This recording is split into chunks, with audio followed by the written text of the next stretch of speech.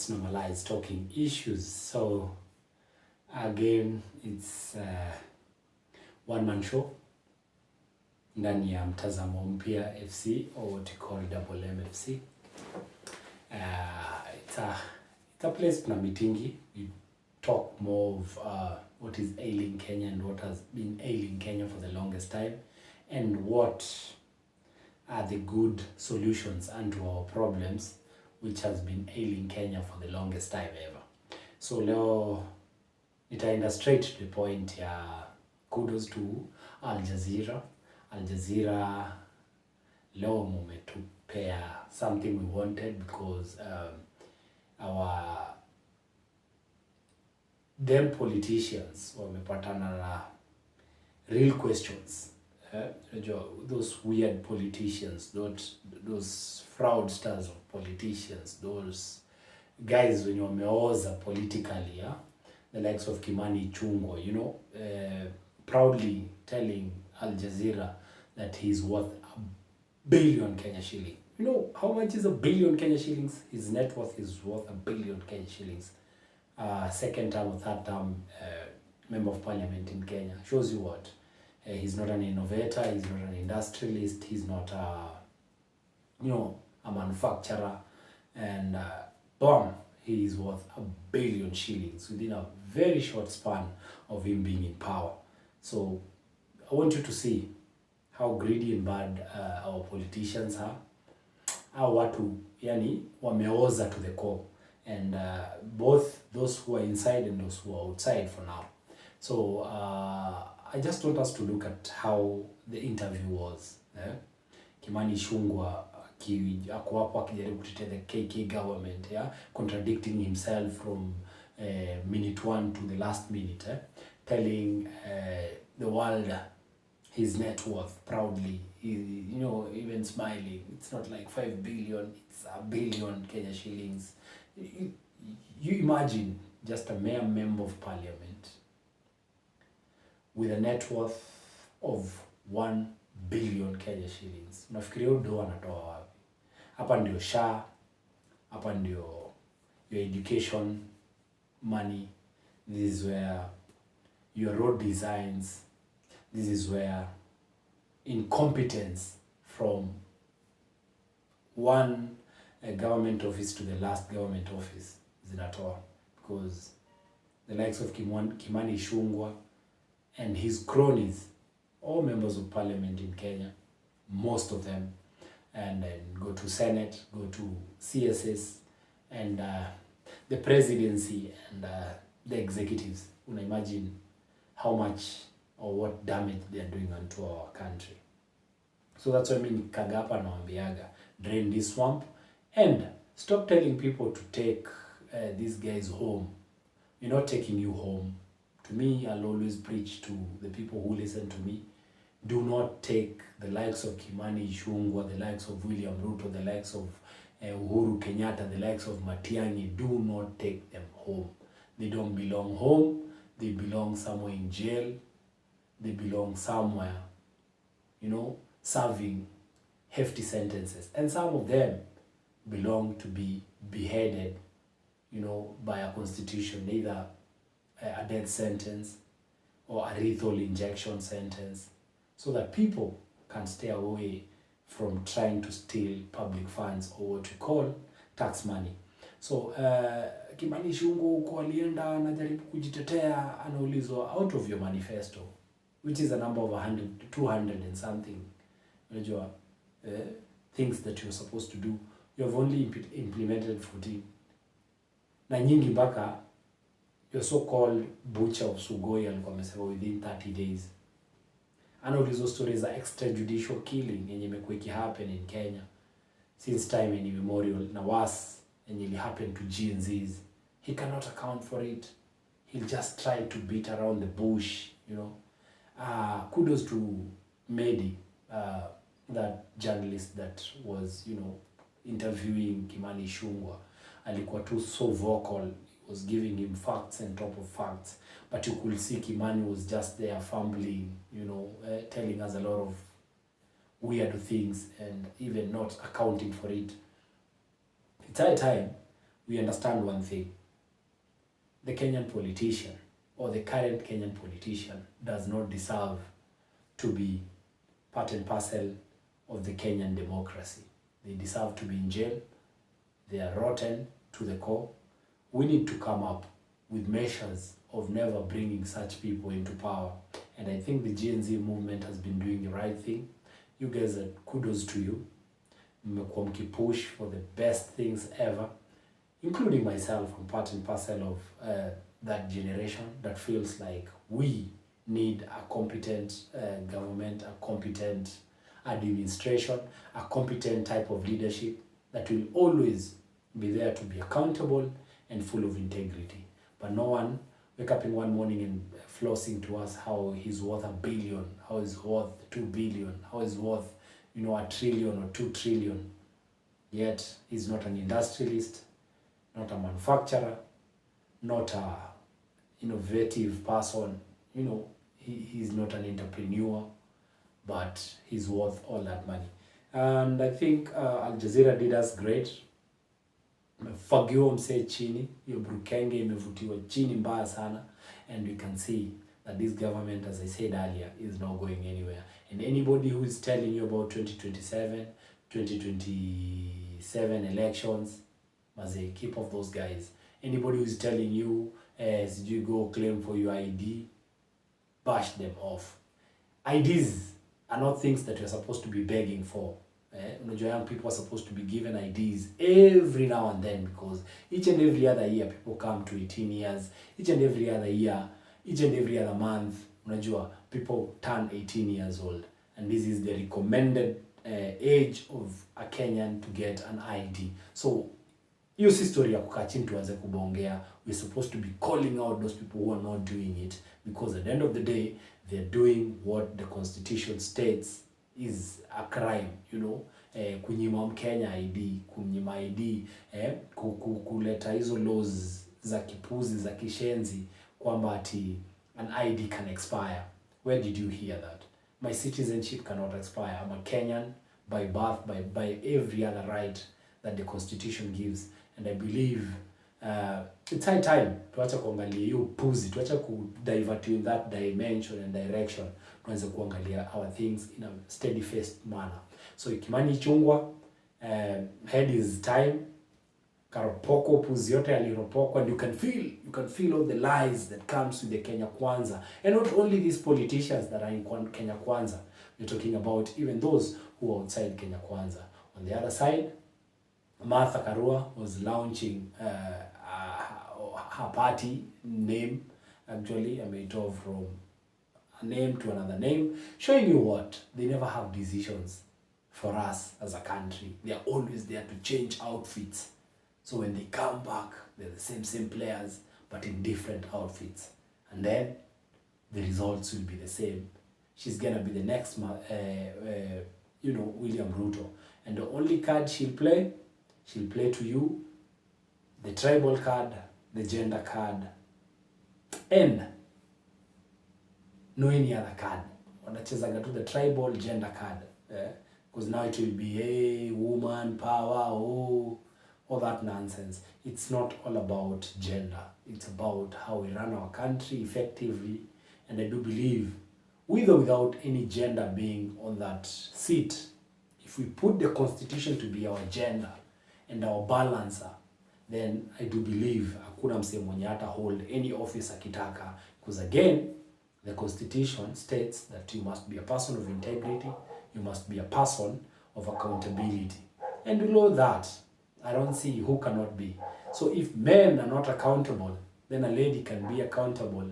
Then stand there as a lady, not as a lady in gender, but as a Kenyan in persona. Don't stand there as a man, as a gender, but stand there as a Kenyan who is ready to help Kenya move from one position of eliminate umaskini to the next position. So I believe the KANU orphans deserve to go home, all of them, not home to their parents or home to their families, but home in jail. That's where they belong, that's where their home is, and that's where they deserve to cool their heels. I believe the Kenya we want, the Kenya we are trajecting to, will be that, and I'm pushing for you guys to continue doing whatever you're doing. Yeah, your fights, the push. It's bringing a lot of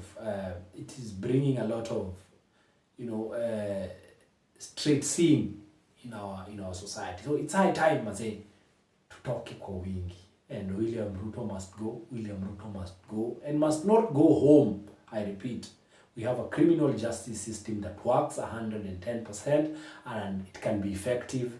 We need them all who have ever been corrupted to steal public money, to steal the lives and the livelihoods of Kenyans, to be behind bars and pay for it. And for those who will be too much, Pia, I believe we can bring in the death sentence in our constitution, whereby we, the people, can, we can go for a referendum and to amend your section, so that at least corruption can be a thing of the past in this country, because what is ailing us is more of corruption.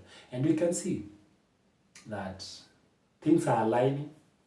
Ruto and his cronies, the Itumbis, every other blogger speaking every useless thing, trying to push that narrative of 2027. Maze mmeshindwa, hakuna mahali mnaenda. Trust you me, you're not going anywhere.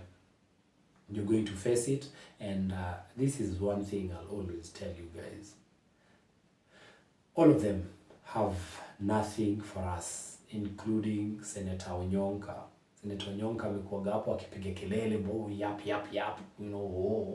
but in the end, he's just another project for Ruto, trying to show that he's fighting with you guys, but he'll always come and tell you 2027, so that you people can understand that the Morara Kevasos, the Ukio Mtatas, they'll always give you false hope, because for them, without governments kuorganize shortcomings, they never make money. Without protest, some of them will never make money. So they always rely on that activism that does not benefit Kenyans, but is for them to enrich themselves. They're Kina Boniface Mwangi, they're Kina Hanifas, who will always stand there and tell you how morally upright they are, but will always call for that tribal card when it's being called. They'll always call for that, your accountability side that they don't want anyone to be accountable of. Touch a Somali today, that Somali oligarch, guns blazing, will come from Hanifa and the other fella activists who are under their payroll. So it's high time, as to go wajanja. I'll say this, I'll keep on saying this. Kenyans, you're smart enough. Mwache kubeba ujinga. 2027 is not the year for election. 2025 is the year for election. And you're going for elections this year, come before June, I believe, tuko na elections. And people, we need a president who will swing into power, a president who will be a person of integrity, a person of accountability, and a person of his words, because we want, within 100 days, to make clear all the chapters that has been barred in Kenya for the last 60-something years of independence. So imagine if today we were to take everything they have stolen from us, the Kimani Ichungwa, with their floss more telling you about 1 billion Kenya shillings, my net worth is 1 billion Kenya shillings, and smiling to the last teeth with his 2 dimples. Bro, this is when you understand that tumekuwa tukichezo. So let's continue having these conversations. Let's continue pushing for good and better leadership in our country, and I do believe we can change. We can make this place a heaven on earth. We can live here comfortably the same way they always lie with us with the religion, in the name of there will always be another heaven somewhere else. Heaven is here on earth. We can create that heaven. God has given us that credibility to have heaven here on earth, making people live comfortably and continue worshiping Him, because as much as there will be any other heaven, heaven starts from earth to where we will go after life. So please guys, let's push for change. Let's push for the best of the best in this country. And I do believe the likes of Kimani Ichungwa, the likes of Mother Karua, the likes of Wamunyoro, the likes of Uhuru Kenyatta, the likes of Matiang'i, the likes of Maraga, the likes of the akina Nelson Havi, the akina Abdul Nasir. All those people should pay for stealing our taxes, whether legally by representing the country in a court of law, whereby they're just cooking, cases so that they be paid, they must return what belongs to Kenyans. So hii kitu tuongelee kuhusu the political class peke yake, tunaongelea kuhusu overhauling the whole ways we look and push our perspective as a country, so that the way tunapeleka nchi yetu itakuwa the best way that we will ever live, to never regret. So mimi kwangu nasema keep the good work going. Let's keep injecting. Francis Gaido, you're doing a great job. Watu wanapiga serikali, anybody who is doing everything they can to push for a better change, trust you me, you will be rewarded, you will be paid by the people of Kenya. By your goodness pia itakuja to back as a reward, and you guys are gonna live in heaven here in Kenya, because the money they have stolen from us, if you were to combine, imagine if that guy can lie on an international media, na lie ako worth $1 billion. Would you think he is worth, tukiliko books, real books, that guy is worth more than $1 billion. Mi kwangu ndasema times it by 10 or times it by 20. So it's like 20 billion, because they're like, Uhuru Kenyatta and the William Rutos and the Raila Odingas are in trillions when it comes to stealing for Kenyans. And it's not from their presidency. We're talking about when they were members of parliament, back when they were, ministers, CSS. Pesa yao ikiaccumulatiwa, what they have stolen as public land, pushing, and the death they have caused in this country, both from stealing money that was supposed to be designed to be designing roads, wanazifanya hizo roads zikuwe mbaya, and then they end up killing people.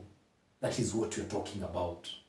The damage they have caused unto this country, they need to pay, and they need to pay heftily. Not go taking them home, not doing like our courts are doing today, fining Waitito only 10% after stealing 588 million plus Kenya shillings. Na bado, the only thing that they'll fine Waitito is 51 million. Bro, that is 10% of the whole amount. So we need to go back and we need to see what the Kenyan media, I normally call it the Githeri media tuone nini itafanya, because it will never do its homework like the Aljazeera is doing. Look at how brave the Aljazeeras are. They are asking questions, pushing, asking for real. What is going on in Kenya? What doesn't even look good? Kimani Ichungwa is there, having question marks all over. Alikuwa nafikiria ameenda NTV ama Citizen ama some K24, or some Inoro FM somewhere. But in reality, amepata people who are bold enough, asking real questions, pushing you. If you can't give us answer, we're giving you back your answers for you to understand the rate that comes from Kenyans. Bro, I was so happy. The whole staff of Al Jazeera Leo, you did Kenya good. Kudos to you guys. We shall give you flowers. Even though mmekuwa mkiturudisha nyuma, you have been another Githeri media up there. Yeah. And you need to do the same back at home, Al Jazeera. Si kwage tu foreigners ndio mna skuma, but where you're based, you do the same as our own Githeri media here, that always doesn't want to do its homework, it's always lazy, doesn't want to dig onto issues, doesn't want to come up and tell people the truth. Yao ni bahasha ikikuja, government advertisement, they zip their mouth. Unajua, the likes of Rex Masai, the likes of Wakino Mondi, and the many that died, over 60 lives that we buried, and the many that have disappeared. Imagine, they just take the envelopes and they just sell us bogus things. They come, they gaslight us. They always give us irresponsible news. Who killed who? What is not happening, the insecurity, but they're not going straight to the point. What is the cause of all these things? So it's high time, as a Kenyan population, we stand up And as I normally say, I always quote the national anthem, Kenya yastahili heshima. Justice be our shield and defender. You know, and Kenya will be great again. Because we believe without the interference of those globalists, okay, and the Western worlds, we can do better. Look at our brothers, Burkina Faso, they're coming out. Look at the injustices that were there. Today, we can see them being realigned in most African countries that are awakening. And I do believe the whole of Africa is gonna awaken. The likes of Museveni, the likes of Kagame, the likes of Suluhu, all those dictators that are in East Central Africa, you're sure you will pay. One day you will pay, and you will pay hefty, because there will come a time when history will repeat itself in the likes of Mobutu Sese Seko. Mobutu Sese Seko, by the time alikuwa anatoka Congo, he had alikuwa na utajiri kubwa sana. He had built a mega house in Congo, but today it's in ruin. But I'll urge my fellow African people, we do not let those things that were built with our money and sweat ziende down to the ground. Let them be monuments that will stay, be rented either for movies, halls, or for hotels. Let's utilize them. Let them become institutions whereby we can continue using those resources without destroying them. And I do believe we live to conquer. Hatutaziangusha. Let's not be foolish enough to destroy those things that they are building today. Let's keep them. Let them be even housing our police officers. Let them be housing our fellow civil servants. Let them be hosting places whereby people can do even practicals. Yeah, let them remain for anyone to always see anajua, if I steal from the Kenyan public and construct a home or a house or a flat, it will never be mine. It will go back to the people of Kenya, and the people of Kenya will contribute unto living it, and I'll be somewhere rotting in jail or dead on a spike, and people will start respecting this country. So, as I said again, believe in a president who will stand by those values, whereby atarudisha mali yote ya Kenya, atafunga wakora wote, na wale ambao wanafaa kunyongwa wanyongwe, so that Kenya istahili heshima. Thanks once again. It's a one-man show, and keep telling a friend to tell a friend, so that at least we can join together and bring up this team of Mtazamo Mpya. Let's create that big team, one big FC team, Kenyan football team that will work to bring the betterment and goodness in our social economic life. So it's your host once again, Barry Black, and thanks a lot, and keep it here. Let's continue having conversations. Thanks once again.